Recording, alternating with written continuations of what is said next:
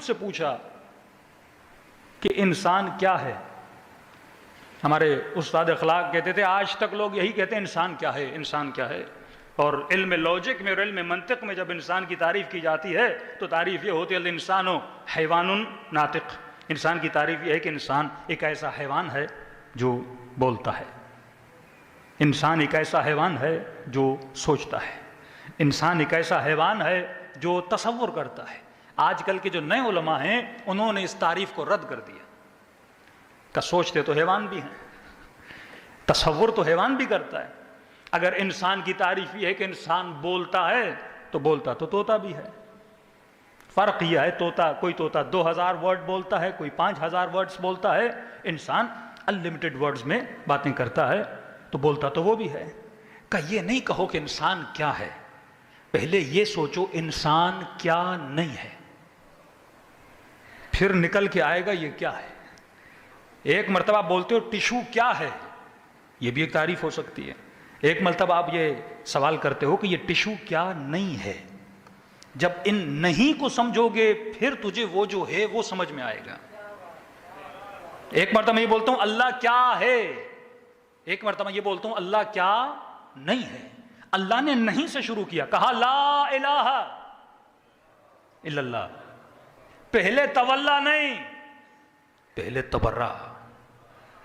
پہلے نہیں ہے پھر ہاں ہے، پہلے لعنت ہے پھر سلام ہے. اگر تجھ میں نہ کہنے کی نہ سمجھنے کی استطاعت نہیں ہے تو ہاں کو بھی نہیں سمجھ سکتا. مجلس میں آنا تولا ہے لیکن دل صاف کر کے آنا یہ تبرہ ہے. حسین کا نام لینا یہ تولا ہے لیکن ایسی زبان سے لینا جس زبان نے کبھی حسین کی نافرمانی نہ کی ہو یہ تبرہ ہے. جب تک نا کو نہیں سمجھو. اب یہ کلاس تو نہیں ہے آپ لوگوں کے ہاتھ میں کاغذ اور پین ہو، کیونکہ کچھ مجلسیں عوامی اور کچھ مجلسیں علمی ہوتی ہیں. صرف میں سوال آپ کے ذہنوں میں چھوڑ رہا ہوں، گھر جا کے کاغذ و قلم اٹھا کے، چلو وہ بھی نہیں تو موبائل تو ہر کسی کے پاس ہے، یہ سوال کرنا شروع کر دیں کہ انسان کیا نہیں ہے. اس کے بعد ایک نکھار آئے گا کہ آپ کو پتہ چلے گا میں ہوں کیا. ہم غلطی اس لیے کر رہے ہیں کیونکہ ہمیں پتہ ہی نہیں کہ ہم کیا ہیں. جب ہمیں علم نہیں ہے ہم کیا ہیں تو ظاہر ہم اس بدن سے کون سا کام لیں گے، ہم غلط ہی کام لیں گے نا. جب آپ کو پتہ چل جائے کہ ٹشو بنا کس چیز کے لیے، جب آپ کو پتہ ہی نہ ہو یہ کس مقصد کے لیے بنا ہے، گلاس کس مقصد کے لیے بنا ہے، کائنات میں چھوٹی سی چھوٹی چیز بنتی ہے وہ کسی مقصد کے لیے ڈیزائن کی جاتی ہے. ایک مرتبہ یہ پورا مجمع اس ٹشو کے ڈبے کو دیکھ رہا ہے لیکن سوچ نہیں رہا. قرآن کہتا ہے نہ سوچنے والے انسان نہیں ہیں. غور کرنے والا انسان نہیں ہوتا جو غور نہ کرے، جو فکر نہ کرے. لیکن ایک مرتبہ آپ صرف ٹشو کو دیکھو، ایک نگاہ میں کیا نظر آئے گا؟ ایک نرم کاغذ کا ٹکڑا، نیچے ایک سخت پاکٹ ہے، اس پہ چند کلر ہیں، ریڈ ہے، بلیک ہے، وائٹ ہے، یہ نظر آئے گا. لیکن ایک مرتبہ غور سے سوچو یہ ٹشو ہے کیا، یہ آیا کہاں سے، اسے ڈیزائن کس نے کیا، یہ بنا کہاں سے، یہ کہاں سے اس نے جنم لیا ہے. جب ایک مرتبہ سوچنا شروع کر دو گے تو لاکھوں چیزیں تمہارے ذہن میں آنا شروع ہو جائیں گی. یہ چھوٹا سا ڈیزائن جو ٹشو کے ڈبے پر ہے کہ ایسے ہی بن گیا. جب سوچو گے اس کے پیچھے ایک پوری ڈیزائنر کی ٹیم ہے جس نے اس کو ڈیزائن کیا تاکہ دیکھنے والے کو ڈبا اچھا لگے. اس کے فونٹ میں بڑی دقت کی گئی تاکہ پڑھنے والے کو یہ فونٹ اچھے لگیں.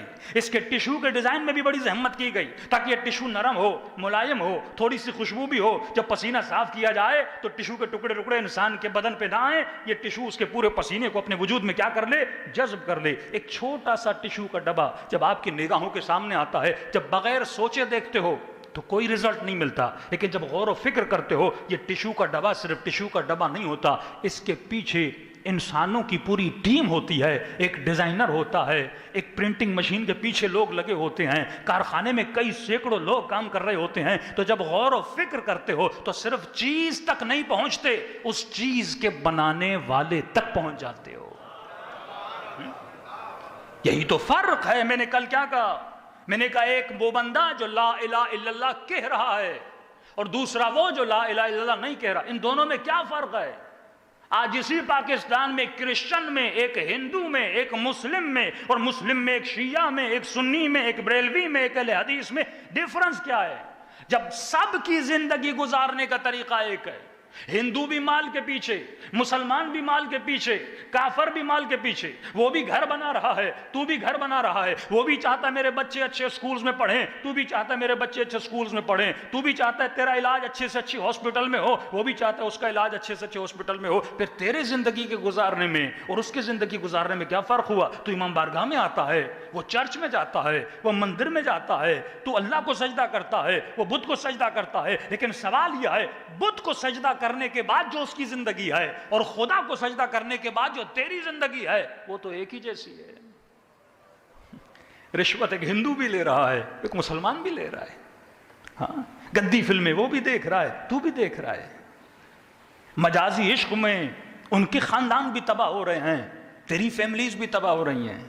تو میں نے کہا صرف لا الہ الا اللہ کہنا نہیں ہے، سوال ہی ہے اس کائنات کو جس نگاہ سے ایک کافر دیکھ رہا ہے، اگر وہی نگاہ ایک مسلم کی ہو تو عملاً یہ بھی کافر ہے، زباناً یہ مسلم ہے. کہا کہ ابھی تم نے اسلام لایا ہے، ابھی تک ایمان تمہاری دلوں میں داخل نہیں ہوا. ایمان کا مطلب کیا ہے؟ مطلب جس طرح علی دنیا کو دیکھتے ہیں، اسی طرح علی کا شیعہ دنیا کو دیکھے. جس طرح مولا حسین دنیا کو دیکھتے ہیں، اسی طرح حسین کا چاہنے والا دنیا کو دیکھے. اگر میں دنیا کو ایسے ہی دیکھ رہا ہوں جیسے شمر دیکھ رہا تھا، میں دنیا کو ایسے ہی دیکھ رہا ہوں جیسے یزید دیکھ رہا تھا، پھر میری نگاہ میں اور اس کی نگاہ میں فرق نہیں ہے. جب نگاہ بدلتی ہے تو انسان کا عمل بدلتا ہے. دیکھیے